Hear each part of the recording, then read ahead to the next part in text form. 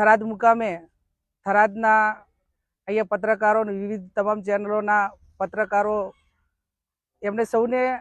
અમે સામેથી કોંગ્રેસ પાર્ટીના પ્રમુખશ્રીએ બોલાવીને એક પ્રેસ કોન્ફરન્સ કરવા માટે બોલાવ્યા છે. સૌનો આભાર માનું છું. 21 તારીખે જન આક્રોશ રેલી એ ઢીમા ધરણીધર ભગવાનના દર્શન કરીને કોંગ્રેસ પાર્ટી અલગ અલગ તાલુકાઓમાં લોકોના જે વિવિધ પ્રશ્નો હોય એ પ્રશ્નોને વાચા આપવા માટે અને જે રજૂઆતો આવે એ સરકાર સુધી પહોંચાડીને એનું સોલ્યુશન થાય એ ઉદ્દેશથી આ જન આક્રોશ રેલીનું આયોજન કરેલું હતું. ધીમાથી દર્શન કર્યા પછી જાહેર જનસભા સંબોધી અને થરાદ કે જ્યાં શિવનગરના તમામ મહિલાઓ હોય, યુવાનો હોય, વડીલો હોય એમને એક જનસંવાદ કાર્યક્રમ એટલે કે એમના વિવિધ પ્રશ્નો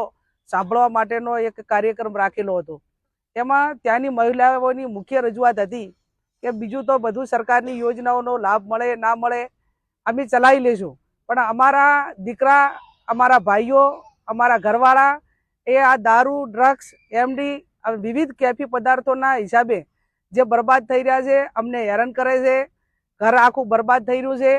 કાંઈક કરીને તમે અહીંની લોકલ પોલીસને ભલામણ કરો કે જેથી કરીને આ બંધ કરાવે અને અમારે શાંતિથી અમને જે અમારું જીવન જીવવા દે. આટલી વાત જ્યારે લોકોએ મહિલાઓ કરી ત્યારે સ્વાભાવિક છે કે જન આક્રોશના ભાગરૂપે આવ્યા હોય, વિરોધ પક્ષ તરીકે અમારી ફરજ છે જે વાત લોકો કરે એ વાત વહીવટી તંત્ર સુધી પહોંચાડવાની. એના ભાગરૂપે જિગ્નેશભાઈ એ તમામ મહિલાઓ સાથે લોકો સાથે ત્યાં પોલીસ સ્ટેશન ગયેલા હતા અને એમને જે મહિલાઓની વાત હતી એ પોલીસના અધિકારીઓને વાત કરી કે ભાઈ આ રીતની આ બદીઓ છે. એ હદે વાવ, થરાદ આ તાલુકાઓમાં એમડી હોય, દારૂ હોય, ગાંજો હોય, કેફી પદાર્થો ને એમાં ખાસ કરીને એમડીના હિસાબે ઘણા યુવાનો 1000થી વધારે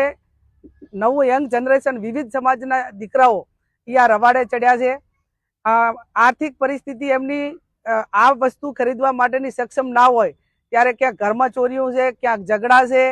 ક્યાંક હવે એ બધું કરી રહ્યા છતાં પણ પૂરું નથી થતું તો ક્યાંક ને ક્યાંક કેનાલોમાં પડીને સુસાઇડ કરવા માટેની ઘટનાઓ અનેક બની છે અને આવનાર સમયની અંદર આનાથી પણ ઘણી ઘટનાઓ બનવાની છે. ત્યારે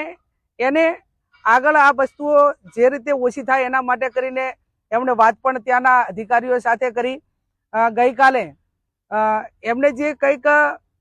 પટ્ટા ઉતરાવવા માટેની વાત કરી તો સ્વાભાવિક છે કે ગાંધીના ગુજરાતમાં તમામ કેફી પદાર્થોનું વેચાણ ઉપર પ્રતિબંધ છે, ચાહે દારૂ હોય, ડ્રગ્સ હોય,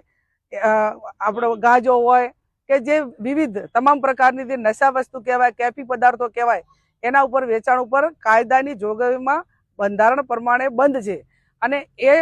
ચાલુ હોય તો સ્વાભાવિક છે કે ગૃહ વિભાગના કાયદા કહે છે કે જે વિભાગમાં જે એસપી હોય, પીઆઈ હોય, પીએસઆઈ હોય કે જે પોલીસના એલસીબી હોય, જે કંઈ એમની હોમ ડિપાર્ટમેન્ટની જેટલી પણ એક કાયદો અને વ્યવસ્થા જાળવવા માટેની જવાબદારી વાળો સ્ટાફ છે એમને જે હદમાંથી પકડાય એના માટે કરીને કાર્યવાહી કરવા માટેના કાયદાની અંદર જોગવાઈ છે. અને ધારો કે કોઈ પીઆઈના અંડરમાં, કોઈ ડીએસપીના જિલ્લાની અંદર ડ્રગ્સ, દારૂ કે એમડી કે આ પકડાય તો એને કાયદાની જોગવાઈમાં એને કાર્યવાહી કરવા માટેની જવાબદારી એ ગાંધીનગર કે ગૃહ વિભાગની છે અને એના જ્યારે કાર્યવાહી થાય ત્યારે એ અધિકારીઓ સસ્પેન્ડ થતા હોય છે. સસ્પેન્ડ થાય એટલે ઓટોમેટિક એના જે કંઈ એની જવાબદારી છે એ એના ઉપર ડ્યુટી ઉપર રહેવા દેતા નથી. તેને એક જાતના એને કહેવાય કે પટ્ટા ઉતારવાની વાત તો એક આપણે એક અનલીગલી પણ સત્તા ઉપરથી એટલે કે ડ્યુટી ઉપરથી એને દૂર કરવામાં આવે છે. આ રીતે કાયદાની વાત એમણે કરી હતી, પણ હું માનું છું ત્યાં સુધી હદ કરી છે. અહીંના બુટલેગરો કે જેમને એક ભીડ ભેગી કરવા માટે કરીને જાણે એમને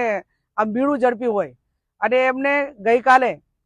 થરાદની અંદર મહિલાઓને આગળ કરી. હું તો એ મહિલાઓને પણ વિનંતી કરું છું કે જે તમારા પરિવારમાંથી કોઈ નોકરી કરતું હોય કે જે હોય, તમને સ્વાભાવિક છે કે એમના માટે લાગણી હોય, એમાં એ લાગણી હાથે કોઈ એ રીતને થયું હોય તો તમારો જે કહે છે આત્મા કે તમારો જે કહે છે એ પણ દુભાય. પણ વાત એટલી છે કે તમે બધાએ જે રેલી કાઢી એ અમને પોતાને એવું લાગે છે કે બુટલેગરોને એને પ્રોત્સાહન આપવા માટે અને ડ્રગ્સ હોય, દારૂ હોય, ગાંજો હોય કે કેફી પદાર્થો વેચવા વાળાને પ્રોત્સાહન લગતું આ એક રેલીનું આયોજન કર્યું હોય અમને પોતાને લાગે છે. પોલીસ અધિકારીઓ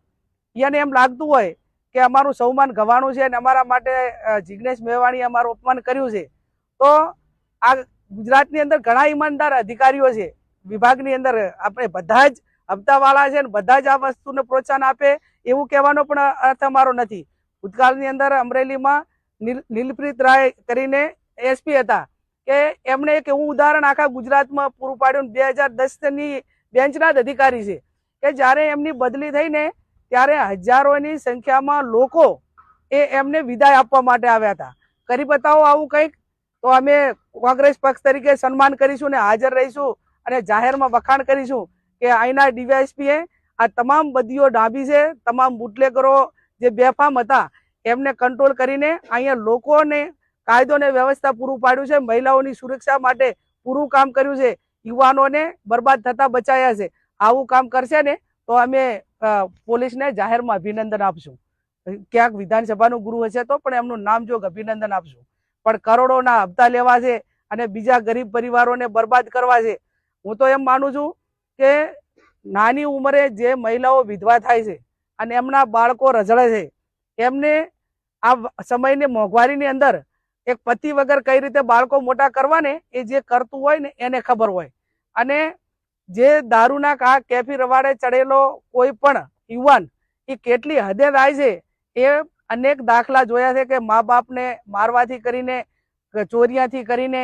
બાળકોને હેરાન કરવાથી કરીને તમામ પ્રકારની હદો વટાવતો હોય છે. ત્યારે અમારો કહેવાનો અર્થ એટલો જ છે. અને હું તો એમ કહું છું કે રાજકીય વિલ પાવર વાપરો, એક એવી હરીફાઈ કરો ને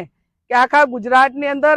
આ થરાદ, વાવ થરાદ જિલ્લો હોય કે વાવ વિધાનસભા હોય કે થરાદ વિધાનસભા હોય, એવો ટાર્ગેટ નક્કી કરો અને એવો સંકલ્પ કરો કે અમે રાજકીય વિલ પાવર સાથે કહીએ છીએ કે અમારી વિધાનસભાની અંદર એક પણ ટીપું દારૂ મળે તો અમે ત્યાંના લોકલ અધિકારીઓની સામે કાર્યવાહી કરવડાવશું. અને અથવા તો ગુજરાતના લોકો માટે કે વિધાનસભાના લોકોએ કે જેને ખોબલે ને ખોબલે વોટ આપીને ક્યાંક તમને ઊંચા પદો ઉપર બેહાડ્યા છે, તમારા ઉપર ઘણી આશા અપેક્ષાઓ હતી અને આશા અપેક્ષાઓનો વિલ પાવર વાપરીને એક એવું ઉદાહરણ પૂરું પાડો કે જેથી કરીને અમારે એક વિપક્ષ તરીકે અભિનંદન આપવાના થાય. ચાહે રાજકીય વિલ પાવર વાપરવાનો હોય કે બ્યુરોક્રેસી એટલે અધિકારીઓએ એનો પાવર વાપરવાનો હોય, તો આ બાબતમાં જે આ જિગ્નેશભાઈ માટે કરીને કે એક દબાવવા માટે, અને અમે ડંકાની ચોટ ઉપર કહીએ છીએ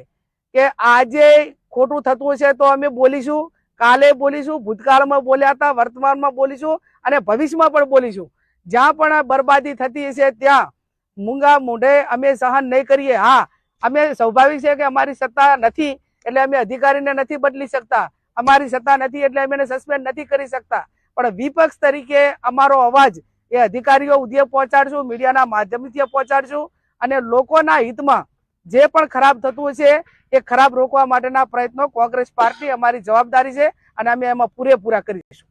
પટ્ટા ઉતારવાનું નિવેદન છે જિગ્નેશ મેવાણી, કોંગ્રેસ કઈ રીતનું જોવે છે અને આટલું મોટું નિવેદન કેમ કરવામાં આવ્યું? સ્વાભાવિક છે, જ્યારે વેદના હોય ને ત્યારે એનું ખૂબ દર્દ થતું હોય છે અને દર્દ અને વેદના ભર્યા સંબંધ એક જે મહિલાઓની જે રજૂઆત હતી એ રજૂઆતના અનુસંધાને કદાચ જન આક્રોશ રેલી તો 21 તારીખે આવી, પણ આની અગાઉ પણ અનેક વખત મહિલાઓએ પોલીસ સ્ટેશનમાં